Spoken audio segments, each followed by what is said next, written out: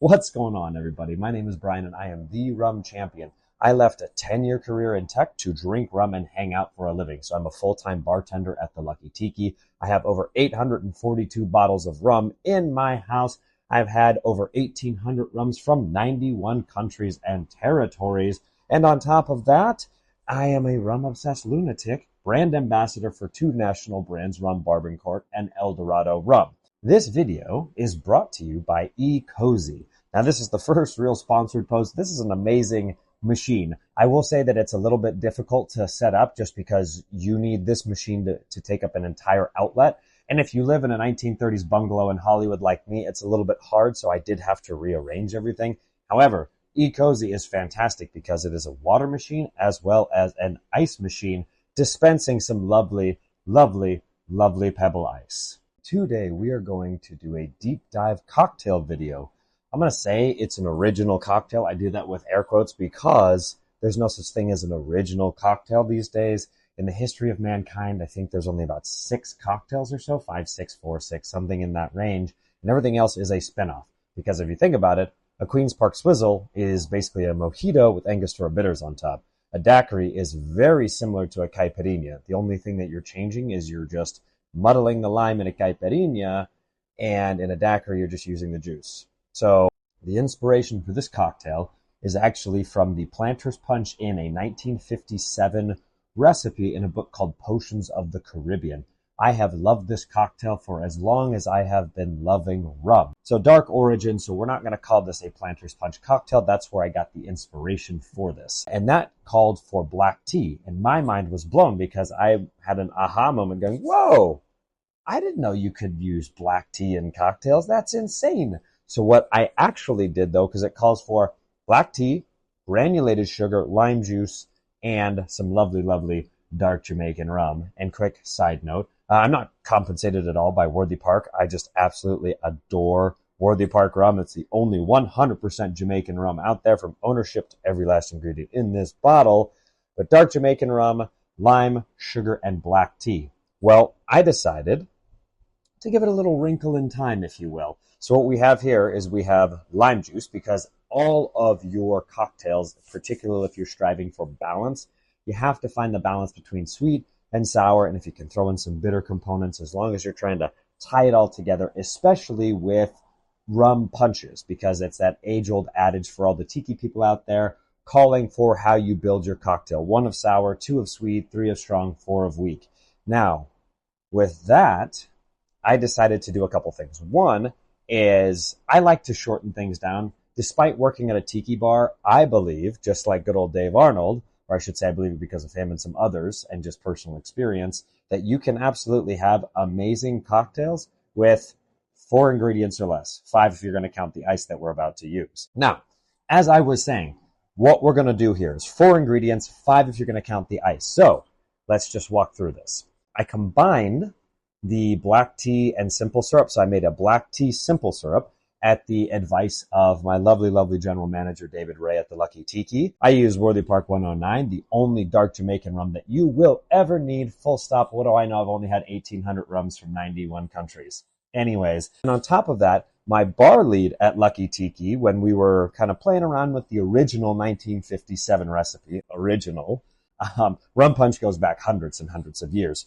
He suggested that Bergamont, or in this case Italicus, would go really well with the black tea. So we made some, and we all really liked the drink.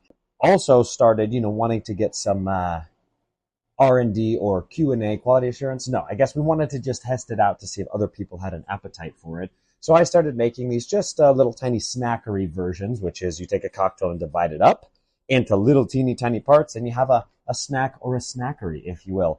And it was incredibly popular. So with that, I'm going to show you how to make it today. So what the end result here is: lime juice, black tea, simple syrup, a rich black tea simple syrup because I'm not a savage. We've got Italicus, which is a Bergamont liqueur, and of course, Worthy Park 109. I'm going to take a quick pause because I failed you, Anakin. I have failed you because I don't have my speed pours on my bottle. So noob move 101. Always have speed pours on your bottles. So what we're going to do, we're going to take an ounce of this lime juice here. Ooh, we're getting a little bit of drip. Didn't get that, Didn't get that sealed all the way. Move 102. We're going to set that aside. Boop. We're going to take 3/4 ounce black tea simple syrup. Now, this is a rich black tea, so it's coming out a little bit slower. Oink. Now, opinion time. I believe you should always measure your cocktails. 3/4 ounce Italicus. By the way, if you don't have this stuff at home, it is absolutely delicious and fantastic. Lastly, what was I saying?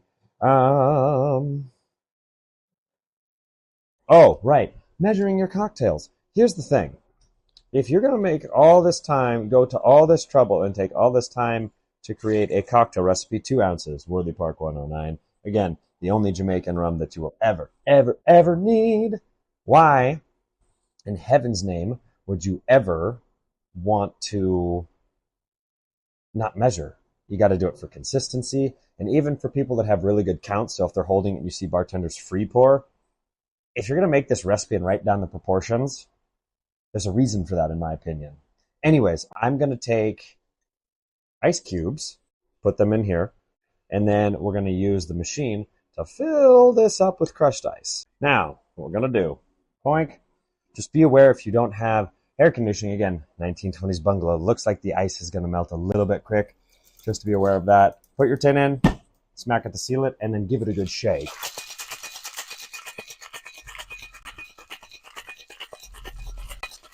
You want to get that tin nice and frosty. And then, to unseal it, hiya! Hiya! Hiya! Oh yeah. And then we're going to take a Hawthorne strainer here. Get this water out of here one more time. Okay. And then we're just going to... Oh, look at that.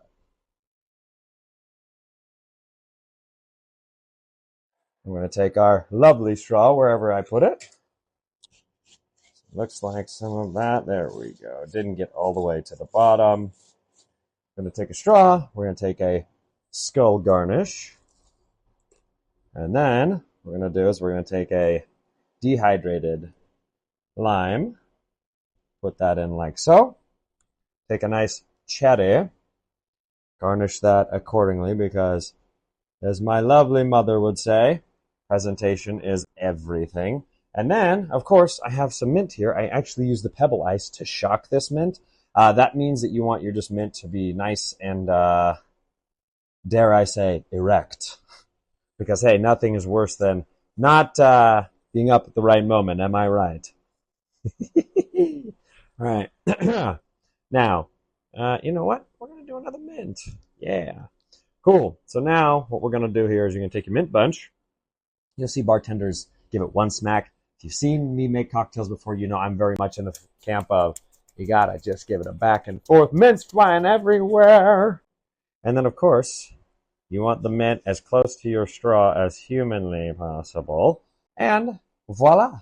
All right, cool, party people. So just to bring this all together, what we have here is the end result. Let's give it a taste.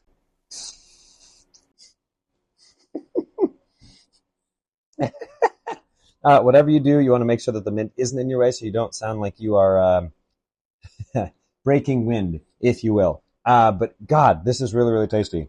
So where I'll start.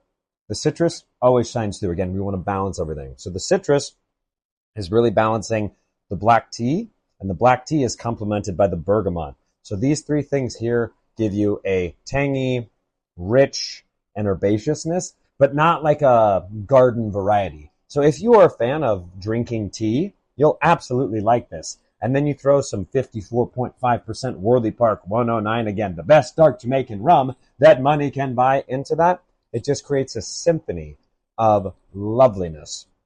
It's balanced, it's delicious, it's maybe nutritious because, you know, the lime juice has some vitamin C in there, and there's some properties in tea.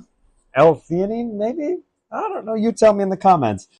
I want to thank this video sponsor, eCozy, for this gifted nugget ice machine and water dispenser. As mentioned, I live in an old school Hollywood bungalow, so I did have to rearrange my house as this device. You need an entire outlet to power it. That said, though, the setup is super easy. Once you clean it, you add some water in, and this touchscreen makes everything oh so easy. With a push of a couple buttons, and about 45 to 50 minutes later, I had a full tray of soft, crunchy nugget ice that is oh so delicious. And again, with a few presses of that touchscreen button, you can have ice in whatever glass of your choice. There's also an app if you wanted to schedule that nugget ice out. And hey, making cocktails definitely makes you thirsty.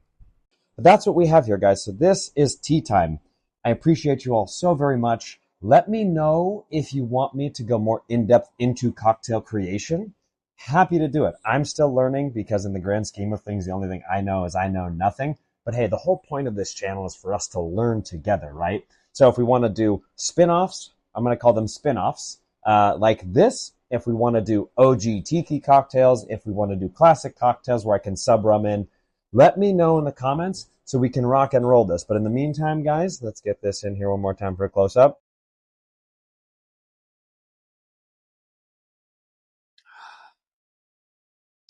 Yeah, that's good. That's real good, Pilgrim. I don't know why I turned into John Wayne. Caution, drinking this might turn you into John Wayne.